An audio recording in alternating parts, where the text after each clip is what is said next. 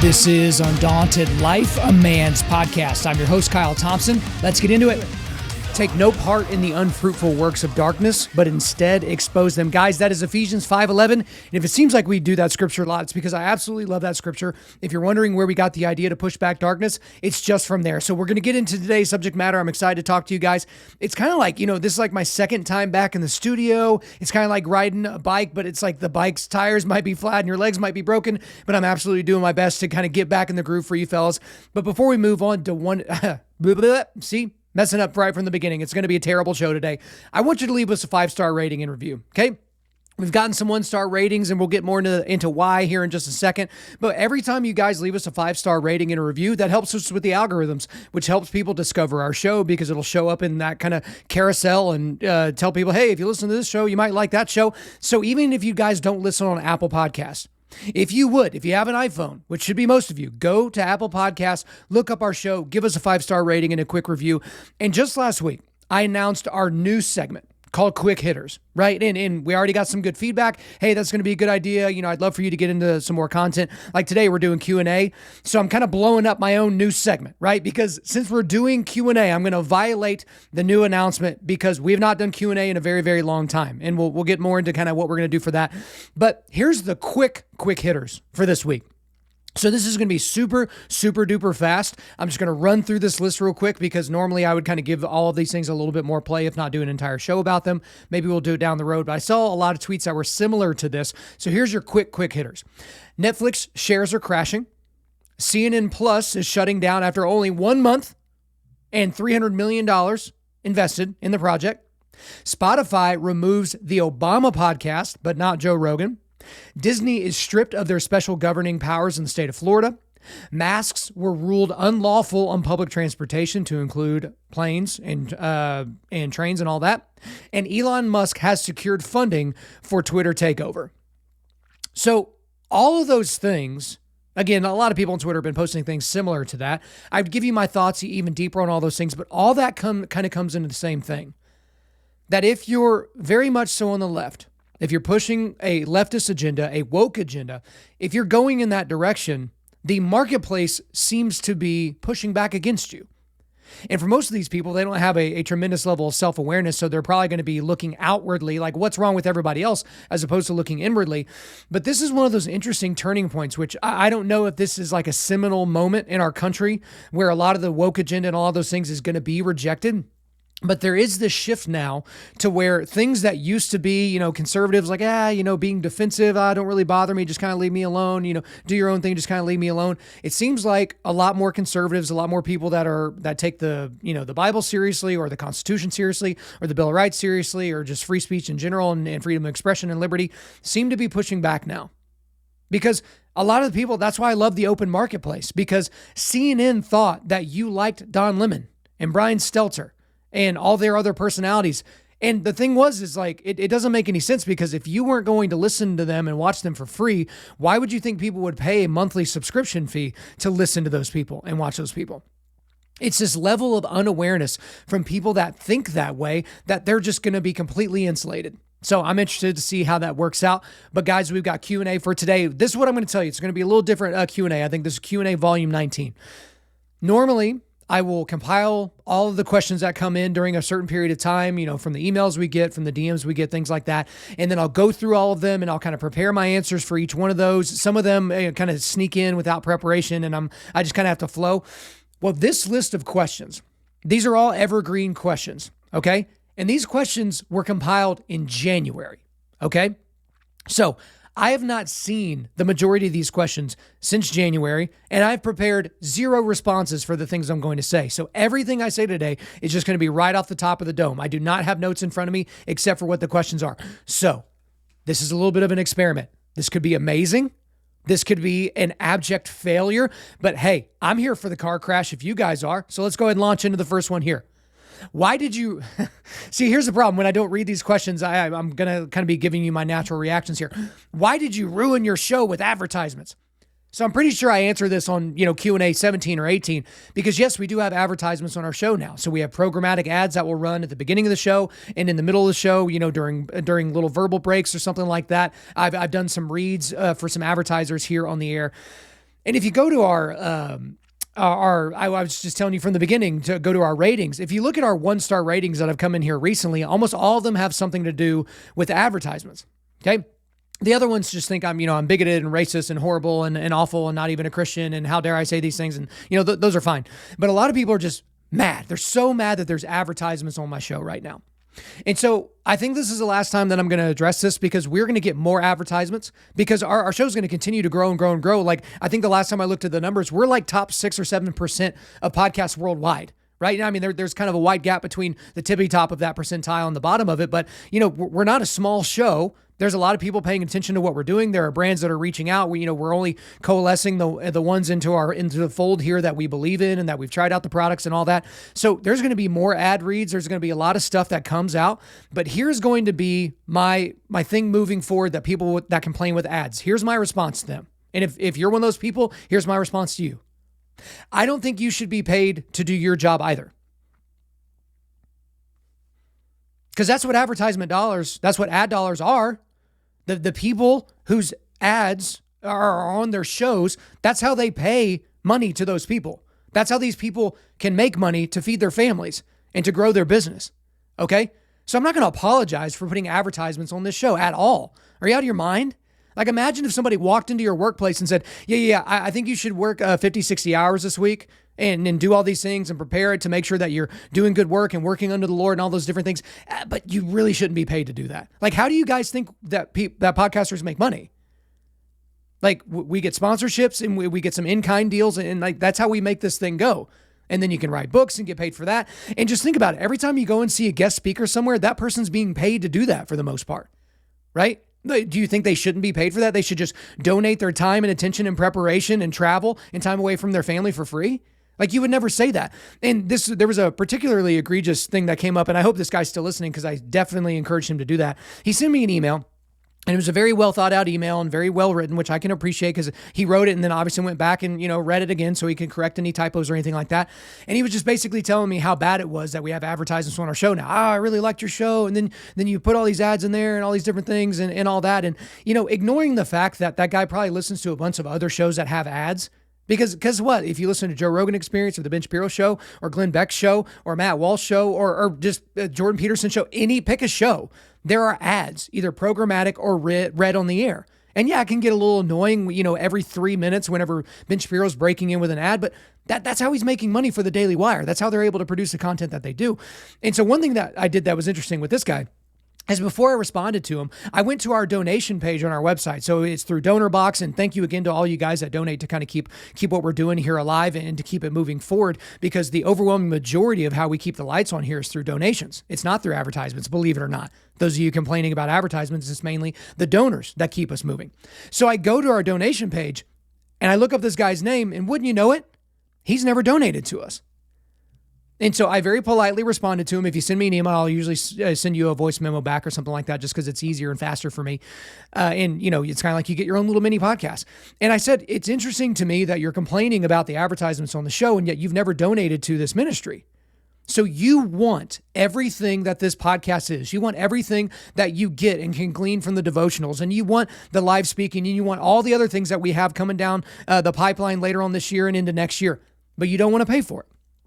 I find that very, very interesting. Now, I have to fight that urge myself as well. Like, I don't want to pay 99 cents to have a month-long subscription to this place. I just want to read this one article, right? I don't want to sit here and listen to these ads on this show. I shouldn't have to listen to these ads because I'm special and I get it. Like, I have a lot of that part in me as well. But if there's a content creator out there that you support and that you like, don't just support him with your attention, support him with your dollars. I know Dennis Prager with PragerU talks about that all the time. It's like he wants to give money all the time to people, right? So if he likes your video on YouTube because it helped him do something, he's going to go to your website to see if there's a way that he can donate to you for helping him, right? And a guy like that's probably worth a lot of money. He can donate more than somebody else, but it's not the amount that matters. It's the thought that matters that goes into that amount that you give to somebody. Again, starting from the jump, talking about advertisements or something like that, it just kind of is what it is. But again, people get really, really weird talking about money. When I was talking to John Deloney, he was talking about being in these, scenarios with people where they will tell you the most depraved things they think sexually, but they won't talk to you about how much debt they're in. That's the thing, is people would rather talk about their sex lives in public than talk about money. But we're going to talk about that. Again, guys, if we don't have advertisements, and especially if we don't have donors, what we do here doesn't continue, right? Like, that's just the way of it. People get paid to do their job, whether they're a pastor, a plumber, or, they build cars or do whatever. They get paid to do what they do. So enough complaining about the advertisements, but please give us our 5-star reviews to counteract some of those people that are mad and giving us 1-star reviews. All right, let's move off that one. Let's go to the next one here. What are your thoughts on female pastors marrying couples? Okay. So part of the thing is, whenever you have questions you haven't seen in a while, obviously I would have some more scriptural references that would be that I would be able to exegete for you and kind of bring it to you. But in general, I obviously don't think that female pastors should be marrying couples, because I don't think female pastors should be a thing. And when I say the term pastor, I mean pastor as described in kind of the biblical context. There are a lot of churches now, especially kind of mega churches, non-denominational churches, they just call everyone pastor, right? And I'm being a little bit hyperbolic, but everybody has the title pastor. So they're the worship pastor. They're the missions pastor. They're the small groups pastor. They're the this pastor, that pastor. And so some of those people can kind of be mixed roles, but they're just kind of adding pastor to the end. I don't know if because it sounds better or it kind of substantiates these people a little bit more. And so if one of those people was marrying a couple, like, I guess I get it to a certain degree. But again, if we take marriage seriously and we believe that marriage is between one man and one woman, we can assume that we also take the other parts of the Bible seriously, where it talks about men being in the pastoral role, caring for the flock. So I guess my overall thoughts is I don't think that it would be appropriate to do that. I know that there are people who, have some special scenarios. So maybe it's a Christian couple, but, the father was the pastor and was going to do the wedding and he passed away. And so, grandma steps in or mom steps in or something like that. And those are some different areas that you can get into. It's not a salvation issue for most of these people, but it's just an issue of how we're going to be applying the scriptures. And also, I think there's a good book here. I'm trying to remember the exact title. So it's John Piper and a bunch of other people. It's called... It's Recovering Biblical Manhood and Womanhood, I believe is the title. It's on our 100 books every modern Christian man should read list. So if you're wondering about that book list, go to Undaunted.Life /book list, Undaunted.Life /book list, and you can get access to that. But it's the John Piper one, Recovering Biblical Manhood and Womanhood, or Masculinity and Womanity. I don't know. Womanity is not even a word. But that book is like 400 or 500 pages of a breakdown of, complementarianism and egalitarianism, the role of women in the church, the role of men in the church. And so if you want people that are really, really smart, that spend a bunch of time in the scripture, that kind of give you their overall ideas in that area, I think that's a great resource for you. But in general, I do not think it's appropriate for women pastors to be marrying couples, or women pastors in the actual pastoral role to actually be a thing. All right, let's move on to the next one here. What if I cannot be the main breadwinner for my family because of my career choice? Is that a bad or sinful thing? For example, I am a teacher and my wife is a surgical assistant. As long as we do those jobs, she will always make about double what I do. So I remember this question because I remember having a conversation with this guy, off air and, kind of talking through this a little bit. I get it. There is definitely a biblical mandate for the man to provide for his family. Now, some people take that even further. Even the book I just talked about with John Piper and all those other folks, there are people that are in that book that think if a woman works outside the home at all, that she is doing something sinful. Now, I don't have that same read of scripture. I don't see that being the mandate for a lot of women, but let's kind of bring it back to this context. So this guy, his wife's a surgical assistant. He's a teacher. Now, there is the chance or the thought that both of them are exactly where God wants them to be. That where God wants this man to be working is as a teacher, maybe he's also a coach or whatever. And the best place, the most fertile ground for this woman to be in terms of spreading the gospel and spreading the good news of Jesus is to be a surgical assistant. That is certainly possible. It's also possible that it's not. And so for some of these people, they're doing the job that's most comfortable to them, not necessarily the job they're being called to do. But that's a whole nother can of worms that I don't really want to get into because I don't know these people. I obviously don't know what their prayer life is like. I don't know, what their interaction with God is like. But let's just assume for the rest of this question that these people are exactly where they're supposed to be. What they're being paid is just a number, okay? They're both contributing to the household. So when a woman doesn't work, and I'm using major air quotes there, it's not the same. It doesn't mean as much to people that are actually paying attention, because a woman that works from home or works in the home is doing work. We're all called to work. Some of our works are called jobs, where we go and make money. Some of our works are entrepreneurial ventures where we start businesses and we're paid, money for the services and or the products that we give out to people, right? And so there's always going to be an inequity there if both mom and dad are working or husband and wife are working. Okay. And for the majority of the time that my wife and I've been together, and, next month it'll be 13 years of marriage. And I think, 16 years or 17 years overall of being together, there have been times where she has made more than me.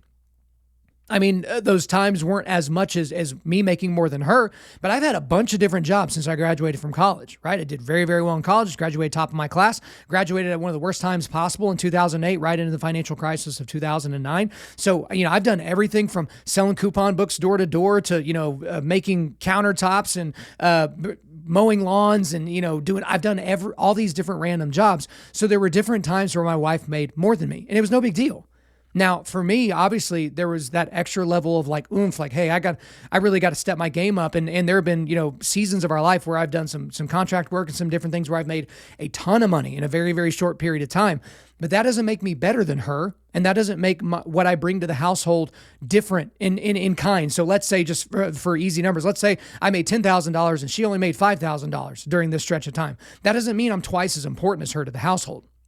And now that we have children, we're not looking at it in terms of the budget. Like, well, you brought this much into the household and I brought this much into the household. So this is how much more important I am than you. This is how much more God appreciates me than you. The kids don't know. The kids don't care, right? They care if they're loved and cared for. They don't know exactly where the money breakdown came from to pay to have electricity, to pay to have, central heat and air or food or clothing. They don't know where that comes from. And so I get where this guy's coming from. You can kind of sense that there's a little bit of guilt there, that maybe he's not really hitting the mark. And my encouragement to him would be like, man, if that's where you're called to be, do the job and don't worry about it. Because again, teachers don't make very much, especially in the state of Oklahoma. They don't make very much. People like to complain about that. But the thing about it is like, you're going to get paid whether you're a crappy teacher or a good teacher. That's the thing about being a state employee, is you can be terrible at your job and still have a job. Whereas if you were in the open marketplace, you probably would have been sent packing a long time ago. So focus on being the best teacher possible. And also, let's make sure that that's where God wants you to be. And the fact that your wife is a surgical assistant, make sure that's where God needs her to be as well. But she shouldn't quit her job and go get a job that's paid more paltry than a teacher just to make you feel better. Okay, so those are my thoughts on that. Let's get into the next one here. What is it that you sneak into your mouth during some of your podcasts? Okay, so this is a person that obviously watches us on YouTube or on Rumble. So if you guys, I just did it again there without even thinking about it. So I have to clear my throat quite a bit. I don't have the strongest voice. When I get to talking, especially on a podcast or when I'm speaking live or something like that, my vocal cords get really heated up. I get dry mouth. It's hard for me to speak for a long period of time. I've seen a bunch of doctors and tried a bunch of different things to try and figure out exactly what's going on. But I've basically had this gravelly voice since college. It's just kind of been a thing, and it could be a reflux thing. It could be a how I breathe thing. It could be the fact that my nose has been broken before. There's so many people that have an idea, but none of them know really how to fix it.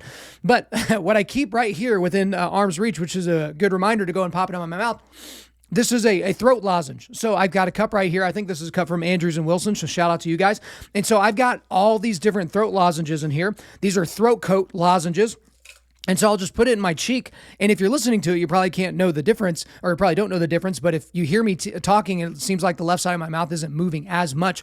But that just releases a little bit of whatever's in this lozenge. And it kind of like, makes my throat relax a little bit. And it's got like honey in it as well. And also, for those of you watching, I have honey basically within arm's reach of me at all times. So I have it in my car. I've got it in the kitchen. I've got it here in the studio. I take a big shot of this. You know what? Just for you guys, I'm going to take another shot right now. So I'll take a bunch of honey in there, let it kind of work its way down my throat, let it coat everything. It's basically just helped me be able to get through a podcast, especially podcasts like this, a Q&A podcast. These typically go about an hour. Last Thursday's episode was about an hour and a half. My throat is still kind of messed up from speaking that forcefully for that long.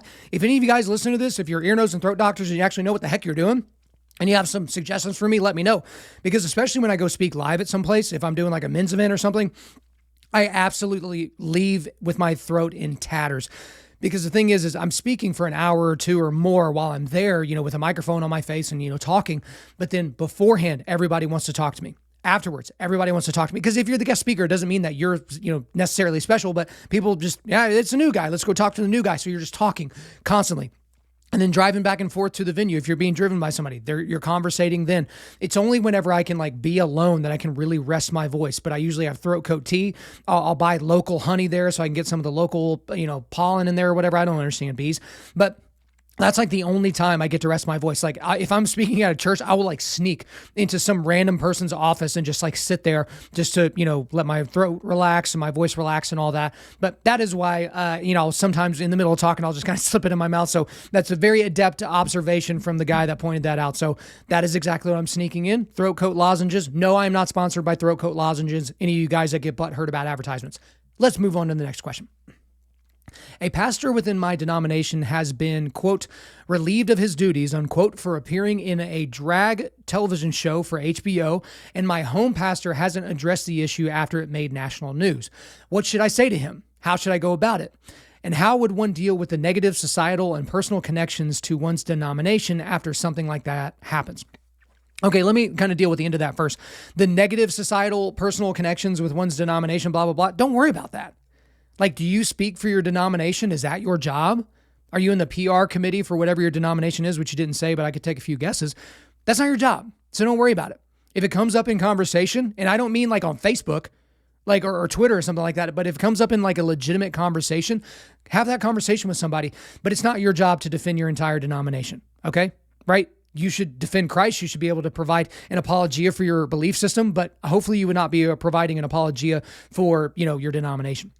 So in terms of, your pastor not really saying anything about it, how you should address it, I encourage guys to listen to the show all the time to have a dialogue with their main pastor if it's possible. Now, some of you go to these mega churches where the person is so insulated from a peon like you that you're never even going to shake the hand of your pastor, right? Now, I talked about recently, I went to Life Church for 12 or 13 years. And in that entire period of time, I shook Craig Rochelle's hand one time. He doesn't know my name. He doesn't know anything about my family. And even some of his underlings, they don't know anything about this. That is, Skittles Church. You go there, you get your Skittles and you leave, and then you come back next week because you got to get some more, basically TED talking, right? But if your pastor's not talking about these issues and you think the issue is an important thing, you should go to this person and talk to them. Now, one thing that you have to realize is if you don't have a relationship with your pastor, like a first name basis relationship with your pastor, then you should not expect them to make any changes based on your feedback. So I'm reminded of a story from college. So I had this class. It was the hardest class in my undergraduate degree, and everybody knew it was the hardest class. And there were only 3 grades in the class. There was, a paper, and there was a midterm and a final. That was it. So you had 3 things. And if you screwed up one of those things, you basically screwed the pooch. And so I think I've talked about this before. So I got, on the midterm, I got a 70, right? And I'm a really good student. I'm a straight A student. I get a 70 on the midterm, and I studied my butt off. It just didn't work out. I just circled the wrong bubbles, right? And it didn't work out. And so mathematically at that point, I knew I can't get an A. There's no way with these few things. Now, I pretty much aced the paper because I spent a ton of time on it. I submitted it to the professor 2 weeks before it was due and said, would you mind making some corrections or give me the ability to make some corrections based on your notes? He said, absolutely, because that was the only paper he had sitting on his desk. And so I basically aced the paper. But again, mathematically, I did not have a way to where I could, get enough of a good grade on the final to get an A in the class. So I go to this professor's, I don't know if he'd want me to mention him on air, so I'll just leave it there. So I go to his office the week before the final, and I said, hey, I understand. The class is what it is. I understand the grades are what they are. You made the syllabus, you make the class. It is what it is. Is there anything that you can do for me? Because, I'm a straight A student. I'd like to maintain that. This is one of the, big, cornerstones of this degree program is this class. I'd like to get an A in the class. I'd like to earn an A in the class. What can you do for me? And so he considered it for a second. And then finally he says, Kyle, if you can get an A on my final, which is going to be harder than the midterm. If you can get an A on my final, I'll give you an A in the class, regardless of what the points say. And I said, deal. There's not a better thing he could have done for me other than just straight up charity. Yeah, I like you, so here's an A. So I was able to work really hard. I got an A on the final. I think I got a 95 on the final, got an A in the class, moved on. Great. But the reason why that worked was a couple of things. Number one, I didn't miss a single class that entire semester. I think it was a Monday, Wednesday, Friday class. Didn't miss a single class except for when I was flying out of the country on a Friday. It was the Friday before spring break, and I told him about it beforehand. I sat in the front in every single class. I was always engaged in the discussion. I would ask questions. I wouldn't suck up, but I was engaged in what he was trying to teach us and what he was trying to get across to us. And he knew my name. Because if you're a college professor and you've got 20, 30, 50, 100, 150 students in your class, not everyone's going to make a connection with you. There's going to be very, very few students that you're going to remember while they're in your class for that semester because, this was the only time I was going to have this professor in this degree program, right? The one time I was going to have this guy. But he knew my name. And so when I went into his office, it was, "Hey, Kyle," not, "Hey, how you doing?" And so there were probably people that would have begged him for an A or a B or a C in his class or whatever, and he would have had, "I don't know who you are." So that was a long way to get back to the story about a pastor, is if your pastor doesn't know who you are, they're probably not going to take what you're saying too terribly seriously. So you should have a relationship with your pastor in some way, shape, or form to where they take what you say with some extra weight and gravity, right? So if you don't, to the person that asked this question, if you don't have the relationship with your pastor, you should probably establish that first before you go in there and say, "Why haven't you talked about this?" Because that's going to be a really, really bad way of getting across what you want to get across. But assuming you do have a relationship with your pastor, the way you should go about talking to him about it is to go and ask him questions. When I meet people for the first time, I have this kind of thing in my head where I try to ask them 6 questions about them before I let them ask questions about me and that kind of a thing. It doesn't always work out that way, but show interest in somebody else. So go to him and say, "Hey, this person that was in our denomination, they were obviously famously on this HBO show or documentary or whatever, and they were fired from their job and all those different things. I'm surprised that you haven't talked about it from the pulpit. Is there a particular reason why? Because for all you know, that's his brother. And, it's a shame to the family and he's still processing the emotions and he doesn't really want to go work through that. Or maybe that's a mentor of his or something like that. So you don't want to be needlessly offensive to him if that's somebody that's very, very close to them. Perhaps it was an oversight. Perhaps he didn't get the news that this person was on HBO and all those different things. Like, he's completely unaware. That's not likely, but maybe he's completely unaware.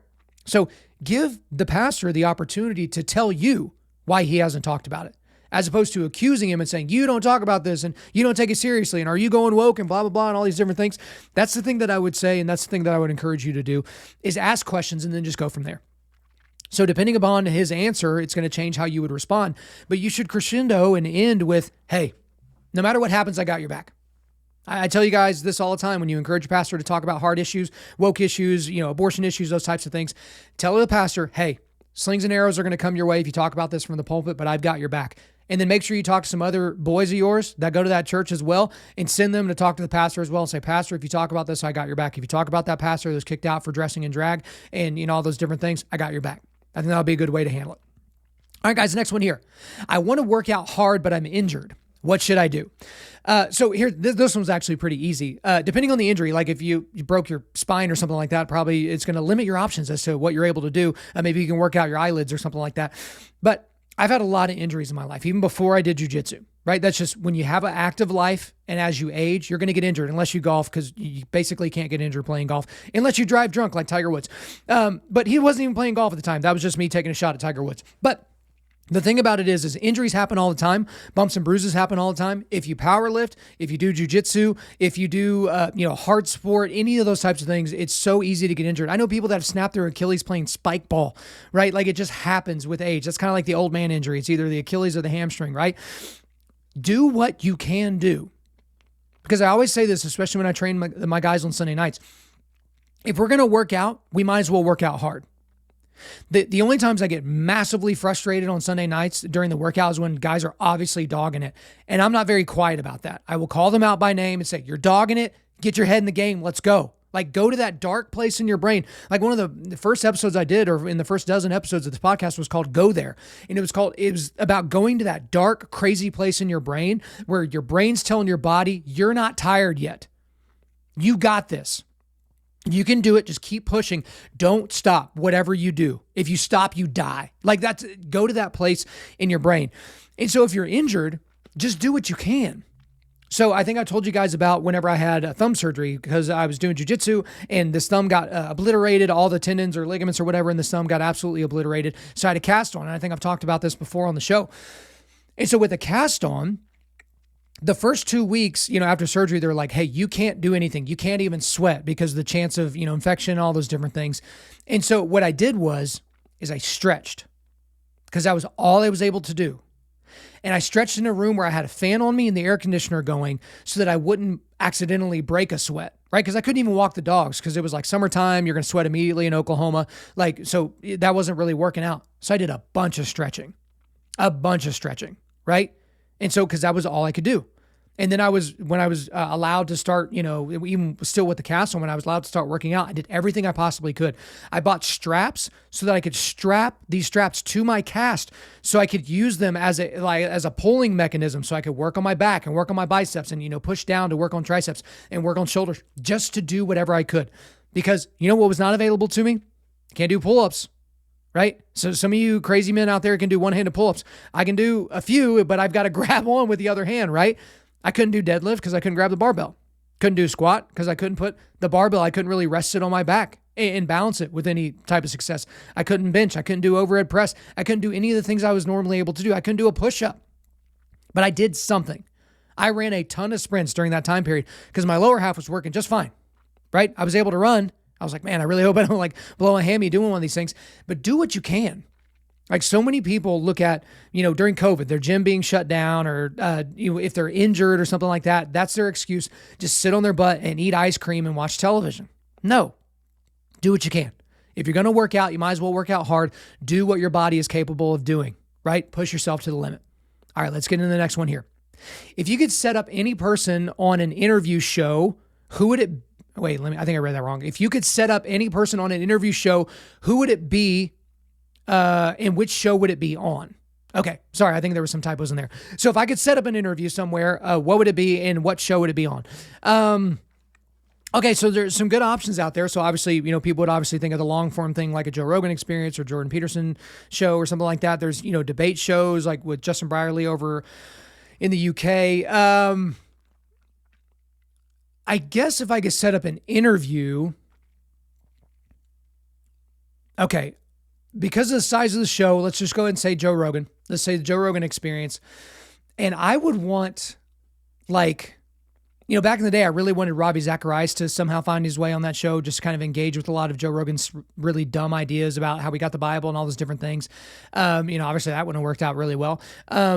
So maybe like a Frank Turek, an apologist like that, a Greg Koukl. Gosh, I'm trying to think of other evangelists or apologists or something like that. Even someone like a Jeff Durbin would be good, but some of his positions may not be as palatable to that audience. There's one that is coming to mind. William Lane Craig would maybe be another one. I know some of you guys have some issues with him and kind of the way he does things. Maybe a Vodi Bakum. Again, some of these pastors maybe aren't as good at apologetics or they're more better at exegeting the scripture. But if someone like Joe Rogan doesn't even take the scripture seriously, that could be an issue. So that's not really a very good way of answering your question. But you guys always want me to be precise, and I always encourage you to be precise. So it'd be Joe Rogan Experience. Let's just go ahead and say Joe Rogan and William Lane Craig. And the reason why I say William Lane Craig is because a guy like Joe Rogan has to get to the point where he can take the Bible seriously and where he can take the idea of God seriously. Because then once you get there, you can get into the resurrection, you can get into the historicity of the gospel accounts and the rest of the New Testament and all that. And so I feel like William Lane Craig can talk to Joe Rogan about anything that he would want to talk about. So if Joe Rogan brings up, what about evolution? Like he's ready for that. Well, what about, the way we got the Bible and it doesn't even match the original transcripts. We don't even have the original transcripts. He would know how to engage with that. But that would probably be what I would set up. All right, next question here. Should UFC fighters be paid more? Okay, so there's been a lot that's kind of come out over the last couple of years about how much UFC fighters are paid. And you have guys like Jake Paul coming out saying, oh, you've got these crazy restrictive contracts and you'll make more money if you just come over here and box me and blah, blah, and all that stuff. And it's kind of put a lot of attention on, those types of things. So I talked about this a little bit last week when I was talking about Major League Baseball players and the new Major League Baseball Players Association complaining about the new deal and, we weren't going to get enough money and blah, blah, and all these players that are making guaranteed contracts and all that. The thing that this all goes back to is those Major League Baseball players that are belly aching, they don't have to be Major League Baseball players. No one is forcing them to work. They don't have to be a baseball player. They can drive, a UPS truck, which is great, honest work. They can drive a garbage truck, which is great, honest work. But they're really, really good at baseball. And someone said, hey, you're so good at baseball, we want to give you all this money. The same thing goes for teachers. I brought up teachers again. I have all these teachers complaining about how much they make. It's like, well, go get a different job. Well, I want to be a teacher. Okay, then shut up. Like, I don't understand. Same thing with UFC fighters. I wish I would be paid more. Well, did anybody force you to sign the contract with the UFC? Well, no, I wanted to be a UFC fighter. Okay, then shut up. The contract that you signed is the contract that you have. Well, I'm a bigger fighter now, and I've had some good fights. Great. Hopefully you got some bonuses. This came up again with Paddy Pimblett. He's I think he's 135 or 145. I think he's 145. But big guy from Liverpool. There was this fight over in the UK, and he had this big victory, and it was kind of the thing. Everybody was focusing on him. It felt like an enormous fight and all that. Then it came to light. I think he made 10-10.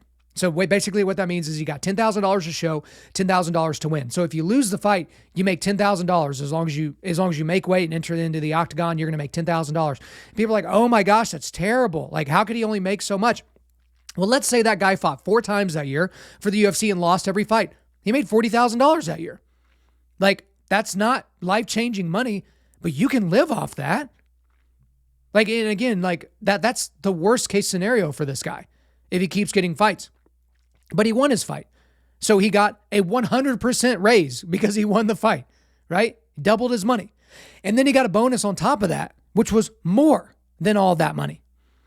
So I guess I don't understand the issue. Now, I know fighters personally that used to fight in the UFC that moved on to other fighting organizations and have made way more money working or fighting in these other organizations, but they built their name off of the number 1 MMA franchise in the world, the UFC. No one's close. One championship's not close. Bellator's not close. There is not another organization that is close to the UFC in terms of how seriously people take it. Like when you have these people that have MMA podcasts, they might mention a fight happening on Bellator or one or something like that, but 85% of the show, 90% of the show is talking about the UFC because that is the main thing. Like imagine having a football podcast and spending a bunch of time talking about the USFL or the XFL, which isn't even a thing anymore. No, you're going to talk about the NFL if you're talking about professional football, right? You're not going to be talking about an independent league or any of those types of things. You're going to focus on the upper echelon, and that is the UFC. That's not to say that there's not great fighters other places, but to kind of get back to the whole thing, you signed a contract. It is a contract that says you're going to get this many fights with the UFC, and this is how much you're going to be paid for those fights. Now, some guys get to renegotiate. Some guys can kind of open that back up, and it makes sense for them. But again, no one's forcing you to fight. And guess what? If you're a really, really good fighter, even a champion, and no one cares to watch your fights, you shouldn't be paid more. I've talked about before, I have a buddy that just doesn't understand, when Mighty Mouse was having his run in the UFC, why isn't he making as much as Conor? And I kept trying to explain it to him. It's like, bro, it's because nobody cares to watch him fight. This is prize fighting. If nobody puts eyeballs on your fight, if they're not stopping what they're doing to pay now $75 to get the new UFC for that day to watch you fight, then you shouldn't get paid more. Last week, I talked about the women's soccer team for the USA women's soccer team. They produce a fraction of the revenue for USA soccer than the men do, and yet they want to be paid the same. Because math, because equality, because diversity, equity, and inclusion. Because of what exactly? So again, if you sign a contract to be a UFC fighter and you're pissed off about your pay, you should only be looking at yourself. That's your fault. All right, next question here. What is your EDC? So what is your everyday carry? So I think I've answered this on the show before, but it would have been a long time ago. So typically on my way out the door, the firearm that I use, I have an appendix carry holster that I use. I have a SIG P365. That's a fantastic weapon. I think that's the best-selling gun for the last 2 or 3 years running. As a firearm, it is absolutely fantastic because of the amount of rounds that you can have on you, but still have a compact gun that's kind of easy to carry appendix. Because I know a lot of guys that carry full-size appendix, but that's not really best for a lot of people. Some people have a gut, and so they can't really go appendix because, it's really uncomfortable in their stomachs and all that. So that is the firearm that I typically have, and I have some other guns in other places that I can carry with me. I usually have a Benchmade knife folder in my pocket. I should probably get a fixed blade at some point, but I haven't made the move to get a fixed blade to keep on me as well. And then, just from there, like I've got a med kit in my truck. And so if something were to go wrong in my truck, I got to add some things to it. But, I could, pull that med kit out and respond in a decent way until the actual medics and the actual professionals get there on that day. I know guys that carry med kits on their ankle and they've got a tourniquet in their back pocket and, an extra magazine and all that. I don't really do any of that. Like, it's maybe something I should do. Maybe you can make the argument. I wear G-Shock watches all the time. Like, I don't know. So hopefully that answers the question that you had as in terms of my everyday carry. But I would like to give a shout out to Eddie Penny over at Contingent Group and also his own podcast and Unafraid and all those different things. He just released a new pin. So it's like a tactical pin. And so this is something that you could carry with you. And if you go into a place that won't let you have your firearm or a knife or something like that, this is something that you could use in a situation that gets kinetic, where you kind of have to figure your way through that. I guess that's the easiest way to say that, but also, able to break glass or do different things like that. So he's got those available on his website. If I can remember, I'll make sure to put that in the show notes. All right, next one here. Should Christians say the chant, "Let's go Brandon"? So I just said it there. So obviously, you guys know the history of kind of where that came from. There were people at all these sporting events that were saying F Joe Biden, but the F was obviously the actual word, kind of a crude chant. They couldn't really keep it out of the microphones on the crowd. These TV organizations were having a problem with it. But I believe it was a NASCAR driver. They were being interviewed by this woman reporter, and in the crowd, they're yelling F Joe Biden, F Joe Biden. And the announcer's like, or the person interviewing is like, "Oh, the crowd's so behind you. They're saying, 'Let's go Brandon,'" which doesn't sound at all like F Joe Biden, but they're doing their best. I think it was NBC or ABC or something like that. So then that caught on. That was kind of the way to say F Joe Biden without being so crude, was "Let's go Brandon." So in terms of a Christian, because that's how this was framed, should Christians say "Let's go Brandon"? I would say probably not. Now, I know there are a lot of Christians that use crude and foul language all the time. I've even had heated discussions with some brothers of mine that use foul language all the time. And I kind of called them on it and like, "Why are you doing that?" And they're like, "Well, you can't really judge me. And, that's, the way I talk and blah, blah, blah. And I'm not talking at somebody like that. So it's not like foul stuff coming out of my mouth, talking about someone else, blah, blah." People have their own opinions about whether you should use certain language or other language that's not. There's not a list of words in the Bible that you can or can't say. There's not a list of circumstances where you can say mean things and not say mean things. I do know that Jesus said some things that don't sound incendiary to our modern ears, like "you brood of vipers," right? But that was something back in the day that made people want to mob him and kill him, right? So imagine what you would need to say in a public setting right now, which, there are mobs basically on call, George Soros funded, all over the planet, just ready to go. But let's say you're in a room full of reasonable people and you decided to get up and say something. What would you have to say, and how foul would it have to be for the people to maybe want to put hands on you? Right? Because Jesus did that often. That was just kind of like, it happened every day that ended in Y back in his day, right? And so there's not a list of words, there's not a list of expressions, there's not anything like that. But "Let's go Brandon" is just a stand-in for F Joe Biden. Now, obviously, I do not count myself amongst the fans of Joe Biden. I think in addition to being someone that deserves our pity because he is a dementia patient that instead of being in a hospital getting treatment, he's being, rolled out there in front of the world stage to constantly, basically crap his pants and stumble all over his words. But this is a guy that has really done some horribly detrimental things to our country in a very short period of time. And he's very close to being potentially the worst president ever. And he's not even 2 years into his first term, right? Like that's something, you know what I mean? But if you were a Christian and you were in church, right, where everybody's kind of minding their P's and Q's and, watching their mouth and all that, would you get up in front of your congregation and say F Joe Biden or "Let's go Brandon"? Probably not. If Jesus was walking right next to you in the flesh, not just in the spirit, is that something that you would scream out in public? Probably not. So is it funny? Yes, I think there have been some very unique uses of the "Let's go Brandon" chant. When Ron DeSantis went to Brandon, Florida to sign some deal into law or some whatever bill into law back in the day, it was a funny troll. It really was a funny troll. I get it. There are a lot of things that aren't really, don't really align with the scriptures that I find funny, right? There's a lot of comedy that I find funny that doesn't really align with those types of things. But if you're a Christian, probably shouldn't say it. All right, next one here. Why don't you talk about Calvinism or Arminianism? So here's the thing with those two things. And even recently here in the Sunday school at the church that I go to, we had one guy get up and kind of not give a defense for Arminianism, but he just kind of got up and explained it. Like, if you're Arminian, this is what you believe. And then the next week, a guy got up and talked about Calvinism. Like, okay, if you're Calvinist, this is what you believe. The reason why I guess I don't talk about it is because I feel like there are disputes in the church. I'm trying to think of the best way to say this, because basically there's no way I can answer this where someone's not going to be mad or some group of people's not going to be mad. So I'll just wade into it. I think there are a lot of people that like to argue about non-salvific things. Now, there are some very, very salvific-based things in the debate between Calvinism and Arminianism. And then there's a bunch of other stuff that's not salvific that people are going to pull out their IPAs and comb their beard and say, all right, we're going to argue about this thing. The sense that I get is Arminians are pretty like, oh, hey, whatever, let's kind of do this. And Calvinists are like, no, it's got to be this way, and we got to do it. And it's kind of the whole Reformed crowd and all that. But I find that a lot of these people spend an unbelievable amount of time arguing with other Christians about stuff that is not, based on whether or not someone's going to end up going to heaven. And, they just feel so self-righteous and, we're going to answer this question in this way. And they don't really care as much about having a relationship or a discussion with somebody as opposed to just dunking on them. I get that sense a lot. It's mainly more from the Calvinist side that these people want to argue about everything. And they always want to constantly interject regardless. It's like, have you ever met a Calvinist? A Calvinist is almost like a vegan. It's like they always got to talk about it. They always got to tell you about it. And everything kind of goes back. Every spiritual conversation goes back to something that John Calvin wrote or thought.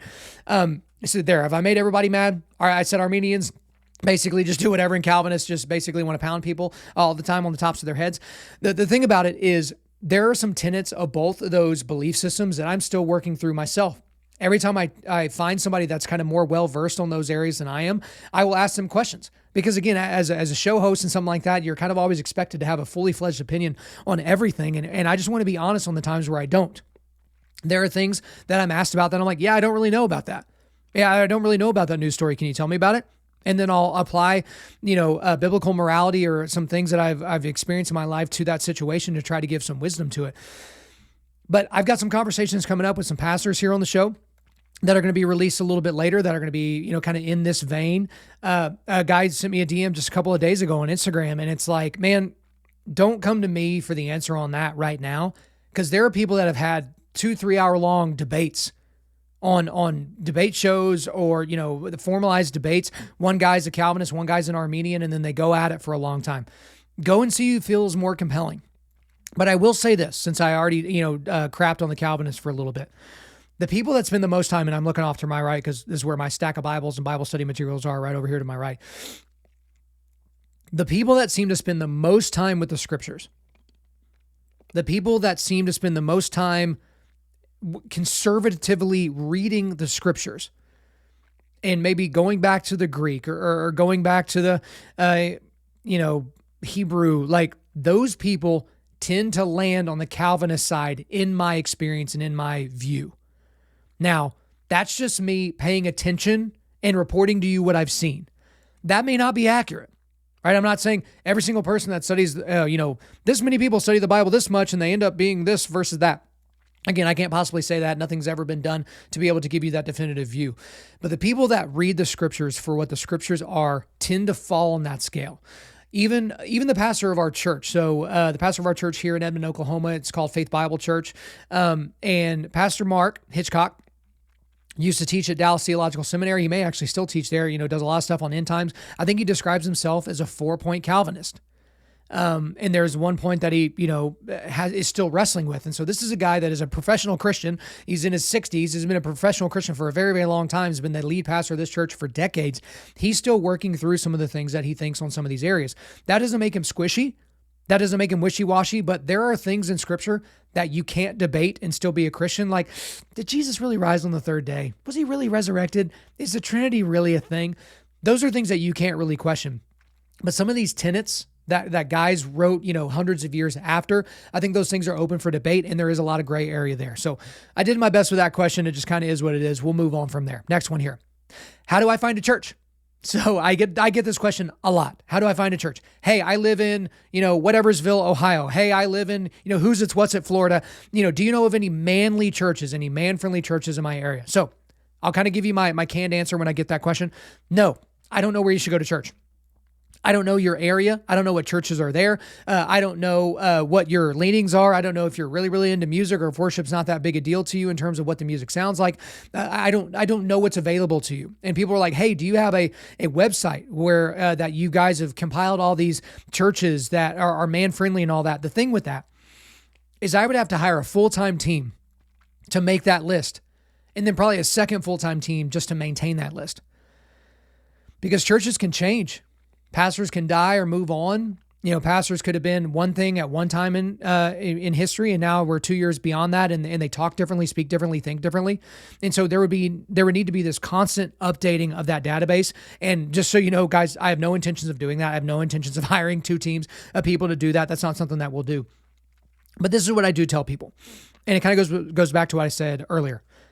If you feel really, really good when you're in church, if you're in church and you feel really, really good about yourself, and once you leave there, you kind of don't really think about church anymore, that may be your hint that that's not the best church for you.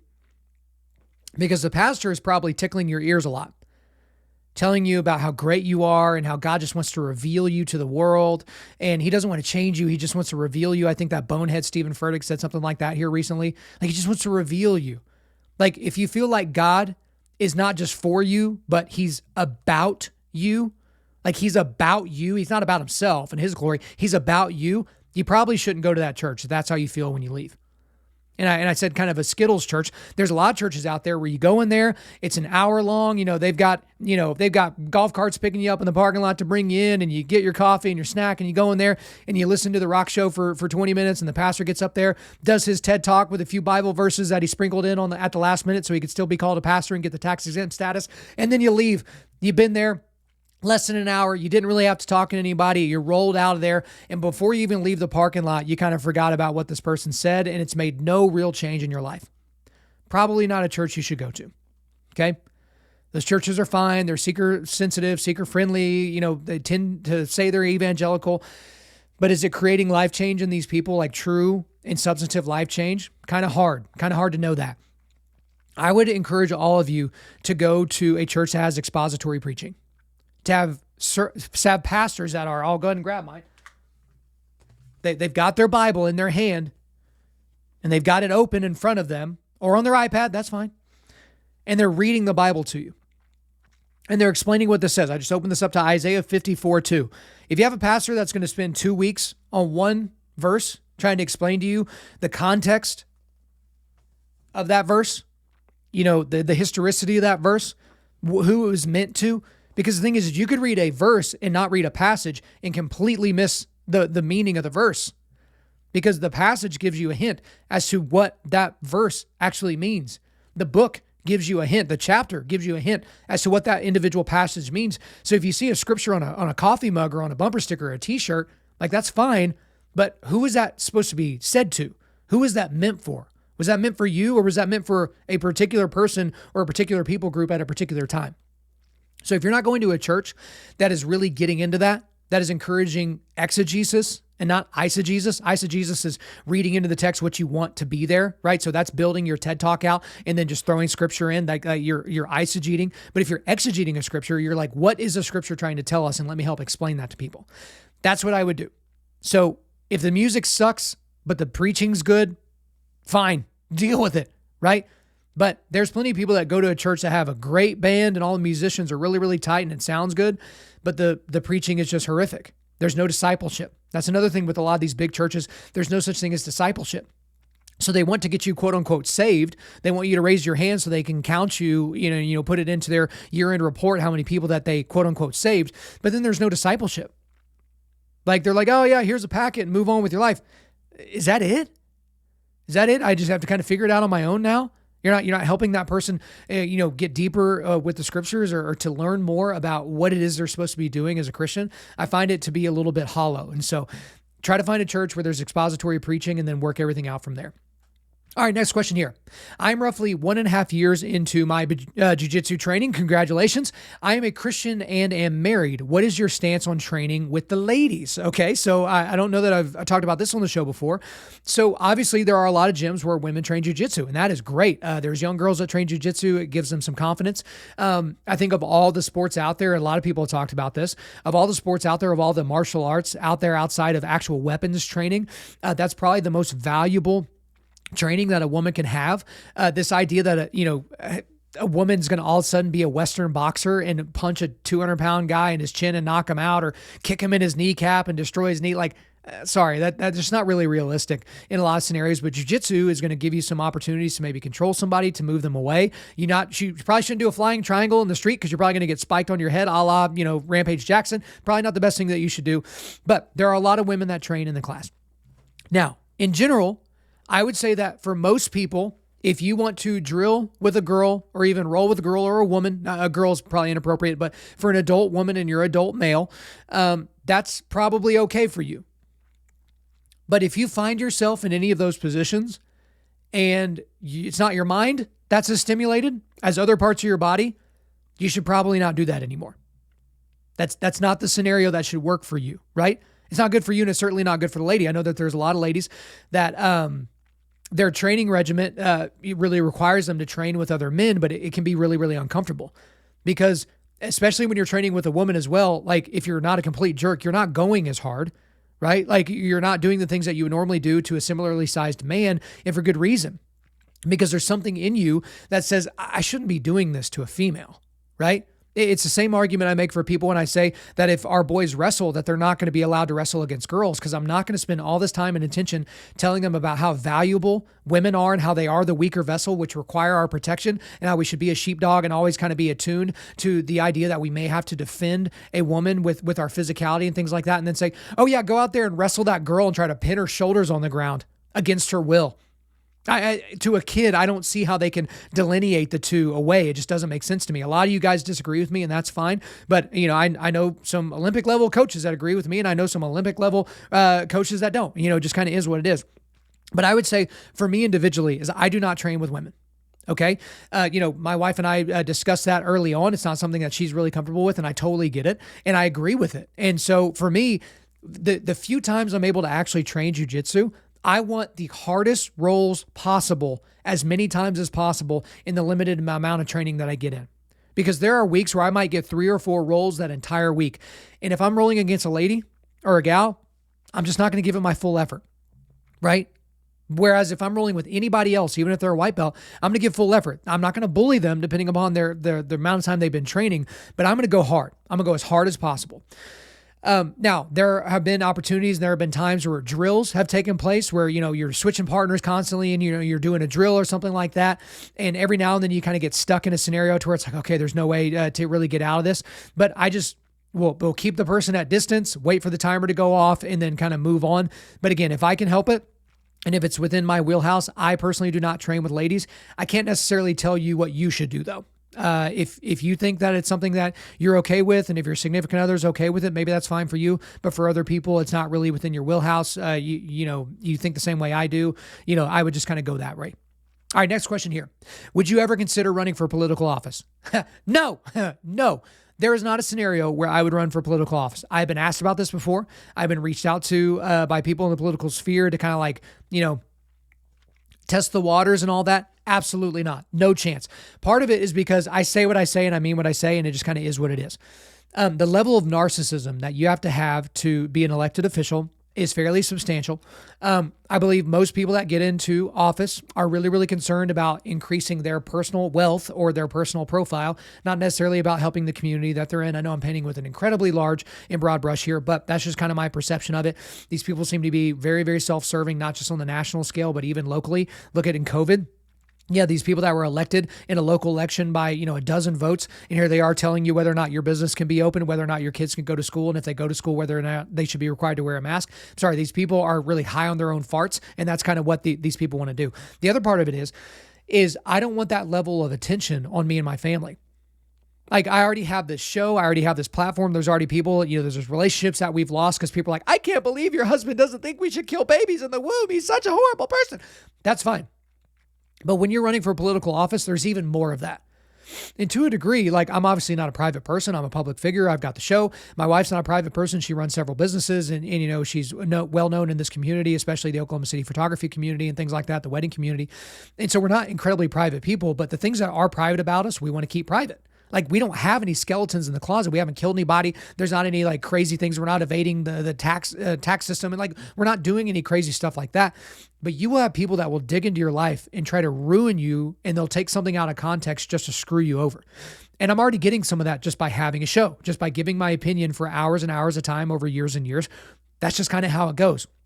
But running for office, that's just not really in my wheelhouse. Again, down the road, maybe I'll eat my words, but I just don't see a scenario where that makes sense for me or the Thompson family. All right, just a few more here. Let's go to the next one. How can I get in shape like you? Okay, that sounds like a douchey question. It sounds like I'm the one that put that in there. But I will tell you guys, I do get that question because for my age and for my athletic ability, I do get asked that somewhat often. And it's not people like fawning and slobbering over me. They're just like, it's just kind of like, hey, Kyle, you're in really good shape. How do I do that? It'd be the same as if somebody you knew was really, really good at real estate. You would ask them like, hey man, I'm thinking about getting into real estate. How can I be successful like you? Somebody that has done really, really good things with their money. Maybe they didn't have the highest paying job and yet they're really, really well off financially. It'd be super appropriate if you went to that person and said, hey man, I really want to handle my money like you've handled your money, or hey, you're a really good husband and your kids seem to love you. I kind of want to be a dad like you. So it's kind of one of those things. It's a discipleship thing, right? So for anyone that's like, hey, what a douchey question. How can I get in shape like you? The reality is though, is when I have people that ask me that, my response to them is you can't. And it takes them completely off guard. It catches them completely off guard. I say, you can't be in shape like me because I know what they're actually asking. They're not asking like, hey, how can I get in shape like you? I want to be in the exact same level of shape. I want to have the same VO2 max, the same max one rep maxes on everything. That's not what they're asking. They're asking you to give them a 60-day, maybe a 90-day plan to get to what you've done, to accomplish what you've been able to accomplish physically. And that's just not in the cards for someone like you. And I mean that colloquially or in a group way. It's just not available to you. And the reason is because I have worked out consistently since I was like 14 or 15 years old. I've said before, the first thing I did after I got my job and my car when I was 16 is I drove to Gold's Gym in Lawton, Oklahoma, and I got a membership. And I couldn't really afford it, but I talked to the manager. I'm like, this is what I can do. I'm a busser right now. Just anything would help. And I think he helped me get like a $10 a month membership or something like that. And I spent a ton of time at Gold's Gym, right? And I've learned more over the years, and I've got a home gym now, and I've had that for about 5 years. And I just added an Airdyne bike so I can torture myself even further. Every year I do the Murph. I'm going to be doing Chad 1000X. That's 1,000, weighted box step ups later this year. I do a lot of things. When I do jujitsu, I'm trying to go as hard as possible for the entire round, so I can have just explosive cardio when I need it. I run sprints. I do all these different things, but I've been doing it for years. Because if you did 1 week's worth of the stuff that I do physically, it might hurt you. It might break you. And again, I'm not like, I'm some kind of major Adonis. Like I know people that I see on a daily basis that are better at me than just about everything I could ever try and do physically. Right. But I'm trying to maximize. I'm trying to absolutely maximize. I'm trying to squeeze out every ounce of potential in the body that God has blessed me with. I'm trying to take care of it. I'm trying to strengthen it so that if God needs me for something, which is kind of stupid to say that God needs me, but if God has called me to something later on in life that requires me to have a, able body in order to accomplish his purposes, I don't want to say, yeah, I'll do that, God, but I need some training time first. Oh, I need some recovery. Oh, I'm going to need to get in the ice bath or the sauna. Nope. I want to be ready to go right now if I'm called to do it. So the thing for you, I think the easiest thing, and it's hard to do now just because of, TikTok and Instagram and Facebook and all that. You see these people that are just built different. They have different genetics. They have a different workout regimen. They have better training. They have better diet. They have more capability than you. And it is what it is. And you watch the workouts they're doing or the weight they're putting up or how fast they're running. And you're like, I can never be like that person. Don't worry about it. You follow Cam Hanes on Instagram. You're like, I'm never going to be able to run, a marathon a day, every day for weeks and weeks. I'm never going to be able to do an ultra marathon. You might be right, but don't worry about that. Maximize your body for what you think God's purpose is for your body and also the things that you're into. So one of the reasons why I don't run distance is because my body is not really built to run a lot of long distance. In the TMI category, I have really, really long feet. So I'm only 5'10", but I have size 12 foot, but my foot is really long and skinny. I have super long toes. They're like the size of my fingers, right? Really, really long toes. I have small Achilles tendons. And so the constant pounding of my upper body on that side, on my feet like that is not good for my feet and Achilles and ankles. It's just horrible for it. Whereas other people are built with different genetics that they can run all day and it's not going to cause any major issues for them. And also, I want to be in really, really good shape, mainly for jujitsu. The reason why I'm not doing crazy powerlifting or trying to get these insane numbers is because adding 20 pounds or 25 pounds to my deadlift is not going to make me shoot a better double leg, right? Being able to do, a set of 25 push-ups as opposed, or push-ups, 25 pull-ups as opposed to like 23 pull-ups or something like that. That's not going to help me finish a choke. You know what I mean? Like, I want to be in as strong as I can be to serve me in jiu-jitsu. The cardio that I do is more explosive because I need more explosive movements in something like jiu-jitsu. Because in a roll, there are positions that you can get in where you can take a break. But then when you're in a scramble or you're going for a submission or something like that, you got to have that cardio in that exact moment to hold the position that you need to be able to hold. And so that's what I would encourage you guys to do. If you have something that you like to do, try to get the most out of your body and try to honor God and how you're taking care of the one body that he gave you. So how can I get in shape like you? You can't, but you can get in shape like you. Maximize your body. All right, guys, next question here. Have you listened to the rise and fall of Mars Hill? My goodness, the number of people that have asked me about the rise and fall of Mars Hill when I did that debate show over in the UK on Unbelievable with Justin Brierley. That was brought up. Mark Driscoll has brought up all the different things. Here's the thing. No, I have not listened to the rise and fall of Mars Hill, and no, I do not intend to do that. Partially because I don't have the time to do that. That's like 20 hours. Like, I think it's like 20 episodes. They're all almost an hour long. That's a lot of time and attention to give to one singular podcast. And here's the other deal. I've talked to people that have listened to it, and they all pretty much say the same thing. They're all, people that kind of tend to think like me, maybe not quite as extreme, but they're like, yeah, Mark Driscoll seemed like a douche back in the day when he ran Mars Hill. God, he seemed like a mean bully type of guy.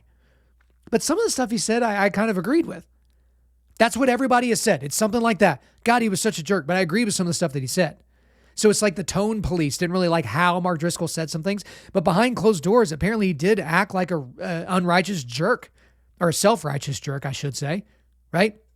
And I would never co-sign that behavior. I would never say that that's a good thing. That guys should, aspire to bully people and make people completely fearful of you. I don't think that's a really good way of doing things. But I think it's Christianity Today that made that whole podcast. They've got it out for strong men. I mean, I remember when they went after Trump, and there's probably reasons for going after Trump if you're a Christian publication, but it's not the publication that they used to be. And I think they're taking this as an opportunity to dunk on somebody that focused on manhood, that really, really wanted manhood to be at the center point of the ministry that they were doing. The bad thing is just like I talked about last week, like you shouldn't be surprised if any pastor that you support does or thinks or acts in, heinous ways.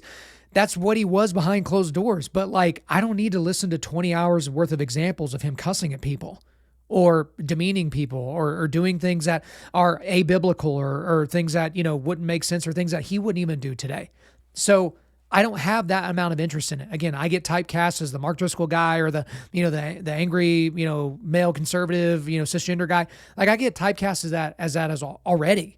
And so like, doing 20 hours of behind the scenes research that is tinged in a way specifically to make him potentially look worse than he actually is or was, I'm not really into it. Kind of the same thing, the Hillsong documentary that just came out. I've been asked about that as well. It's kind of in the same vein as this. Would I like to watch that? Yeah, probably. But it's just like, it's not going to be that shocking. What are they going to tell me that's going to shock me? Oh, the lead pastor hid, someone's sexual sin inside their church. Oh, wow. Shock of all shocks. That's like the latest one, right? That's not unique.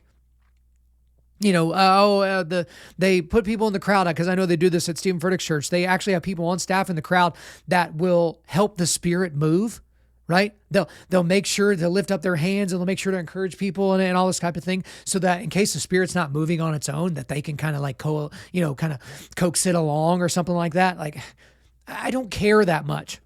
Right? So if the rise and fall of Mars Hill was an hour-long podcast, I would have listened to it probably twice by now. But 20 hours, not really into it. All right, guys, last question of the day. Appreciate all the questions again. Just in case you guys are not aware, the way that you could potentially get your question read on air is to shoot me a DM on any of our social medias, especially Instagram. I get to those the quickest. And also just shoot me an email to info@Undaunted.Life. Last question of the day. This is an easy one. It says, what is your favorite holiday? So I love a lot of holidays. So I love Christmas. I love Easter. I love Thanksgiving because I love eating food. I love being around, family, especially when they're all making their favorite dish. I make a holiday out of opening day for Major League Baseball. And that's probably something I'm going to do with my sons is on opening day. If they're in school, I'll probably get them out at noon and we'll go grab some food or go home and make some hot dogs and watch baseball. Like I'm going to make a thing around that. But I really, if I were to say, and I like Veterans Day and Memorial Day because I do the Murph, like all that stuff's great. I probably like the 4th of July. I mean, Christmas is kind of the easy answer. So Christmas would probably be number one, the birth of Christ, time with family, giving gifts and all those types of things, receiving some cool gifts every now and then. But I really love the 4th of July. I think the 4th of July is so much fun. Now, for me, a lot of you guys go out to the lake on the 4th of July, and that's kind of your thing. Maybe you got a lake house. Or I really don't like the lake. The lake's not my favorite place because that's where the sun is, right? And so for me, I don't really I've got a lot of tattoo work, and so I try to keep the sun off my tattoos. Also, I'm a ginger, so I try to keep the sun off me at all times anyway. And so the idea of going to the lake and having my shirt off all day, driving around and drinking beer and all that, that's not really my thing. But I do like the reminder that America is a great country, and that we were founded on these amazing, amazing principles by these genius level men that had different levels of wisdom than we could ever fathom as individuals. And they did incredibly difficult things and risked their lives in order to where today I could speak into this microphone without, the thought that someone's going to come in here and rip it away from me and, throw me in handcuffs and put me in jail. So I think it's a great reminder. I'm looking forward to teaching my sons the American history that they may or may not be getting at school. The things that, they're going to be told they should be ashamed of about our country, or that they individually should be ashamed of because of something that they didn't actually do, but someone that actually looked like them did it way back in the day to people that looked not like them.